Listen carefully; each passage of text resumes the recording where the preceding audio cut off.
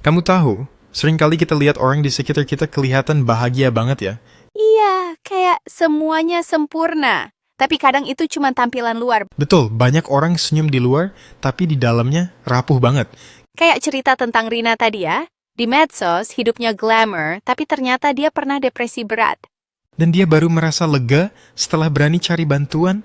Itu nggak mudah loh. Banyak orang takut dikira lemah kalau ngomong soal mental health. Padahal justru berani ngomong dan cari bantuan itu tanda kekuatan. Setuju banget. Kadang kita lupa. Nggak apa-apa kok kalau nggak selalu baik-baik aja. Ya, kayak lagi hujan deras bukan berarti matahari hilang selamanya. Persis. Kadang butuh waktu buat terang lagi. Tapi pasti akan ada harinya. Tapi kenapa ya orang sering merasa harus selalu kelihatan kuat? Mungkin karena takut dihakimi. Atau karena tuntutan sosial yang nggak realistis. Dan ini juga karena budaya kalau ngeluh artinya manja yang masih kuat. Padahal setiap orang punya kapasitas masing-masing. Nggak bisa dibandingin. Makanya penting banget buat belajar menerima kenyataan, kan? Iya, menerima bukan berarti menyerah, tapi mulai proses penyembuhan. Dan jangan ragu minta bantuan. Kita nggak harus hadapi semuanya sendirian. Kadang cuman ngobrol sama teman yang ngerti aja udah bisa bikin lega. Atau journaling, nulis perasaan bisa bantu banget ngurai emosi.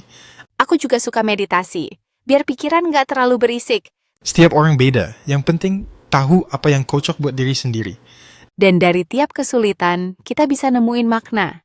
Meskipun nggak langsung kelihatan. Kadang kesulitan itu bukan hukuman, tapi latihan jadi versi diri yang lebih kuat. Iya, kayak otot yang dilatih lewat beban.